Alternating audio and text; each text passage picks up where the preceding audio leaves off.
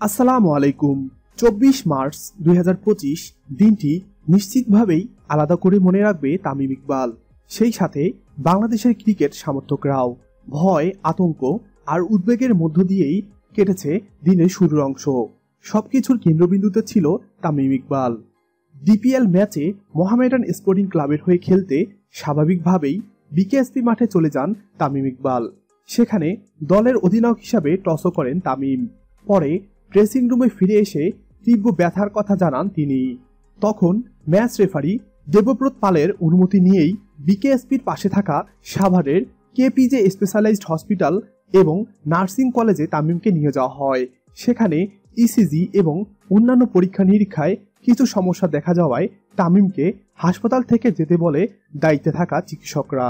পরে match referee Debabrata পাল জানান, তামিম নিজে থেকেই ঢাকায় যাওয়ার ইচ্ছা পোষণ করেন মোহামেডানের কর্মকর্তাদের কাছে। ফলে বিকেএসপির মাঠে আনা হয়েছিল হেলিকপ্টার। হাসপাতাল থেকে বিকেএসপিতে ফিরলেও পরে আর হেলিকপ্টারে ওঠা হয়নি তামিমের। বিসিবির চিকিৎসক দেবাশিস চৌধুরী পরে জানান, তখনই ম্যাসিভ হার্ট অ্যাটাক করেন তামিম।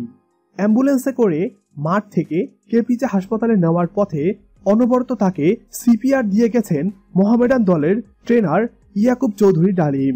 মূলত এখানেই সৃষ্টিকর্তার অশেষ রহমত এবং ডালিমের তৎক্ষণাৎ বুদ্ধিদীপ্ত সিদ্ধান্তের সংমিশ্রণে বড় বাঁচা বেঁচে যান তামিম ইকবাল।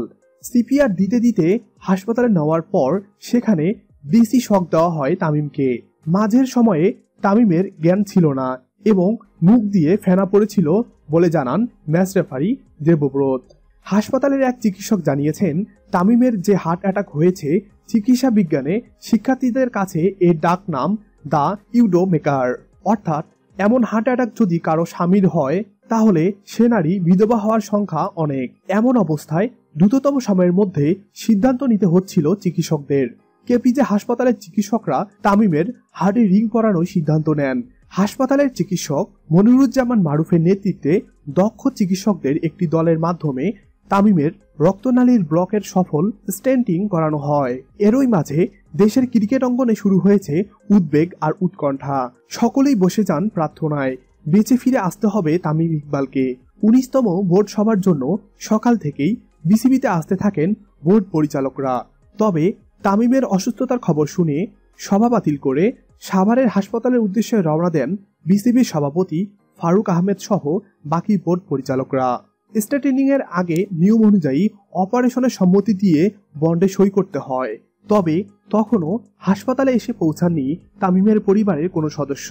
ফলে তামিমের পরিবারের পক্ষ থেকে বন্ডে সই করেন ম্যাচ রেফারি দেবব্রত পাল। স্ট্রেটিং এর প্রায় 2 ঘন্টা পরে জ্ঞান ফিরে তামিমের। ততক্ষণে হাসপাতালে চলে এসেছেন তামিমের পরিবারের সদস্যরা। জ্ঞান ফেরার পর স্ত্রী আয়েশা সিদ্দিকা, বড় ভাই নাফিস ইকবালের সাথে দেখা হয়েছে তামিমের। তাদের সাথে কথাও বলেছেন তামিম। অপারেশন শেষে সিসিইউতে রাখা হয়েছে তামিম ইকবালকে। পরে সংবাদ মাধ্যমে হাসপাতালের মেডিকেল ডিরেক্টর চিকিৎসক রাজীব হাসান বলেন, আপাতত পর্যবেক্ষণে থাকবেন তামিম। এই সময়টা অনেক গুরুত্বপূর্ণ বলে জানান চিকিৎসক রাজীব। হাসপাতালে চলে যান বোর্ড সভাপতি ফারুক সহ বেশ কিছু বোর্ড পরিচালক। ডিপিএল এর ম্যাচ শেষে বিজয়ী হওয়ার পর হাসপাতালে চলে যান তামিমের মোহামেডান সতীর্থ মাহমুদুল্লাহ রিয়াদ, মুশফিকুর রহিম, মেহেদী হাসান মিরাজ, তাজুল ইসলামরা। চিকিৎসকরা জানান, তামিম ইকবালের বর্তমান অবস্থা ভালো। আল্লাহ তাআলার অশেষ রহমতে তিনি সুস্থ আছেন, খাওয়া দাওয়া করছেন, কথা বলছেন। তামিম ইকবাল ইতিমধ্যে তার পরিবারের সাথে কথা বলেছেন। আরও সুস্থ হলে পারিবারিক সিদ্ধান্তক্রমে তাকে হাসপাতাল থেকে ছাড়পত্র দেওয়া হবে। তামিমের অসুস্থতার খবর ছড়িয়ে পড়ার পর শাকিব খান তার ভেরিফাইড ফেসবুকে লিখেছেন, বাংলাদেশের ক্রিকেটের গর্ব তামিম ইকবালের দ্রুত সুস্থতা কামনা করছি। প্রার্থনা করি আল্লাহ তাকে সম্পূর্ণ সুস্থ করে আমাদের মাঝে ফিরিয়ে আনুক।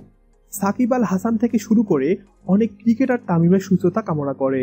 এছাড়াও তামিম ইকবালের দ্রুত সুস্থতা কামনা করে অভিনেতা জিয়াউল ফারুক অপূর্ব লিখেছেন, তাড়াতাড়ি সুস্থ হয়ে ওঠো তামিম। চিত্রনায়িকা পরিমণি তামিম ইকবালকে নিয়ে তৈরি একটি ভিডিও ক্লিপে ফেসবুকে শেয়ার করে লিখেছেন, এত সুন্দর হৃদয়ের কি মৃত্যু হয় নাকি।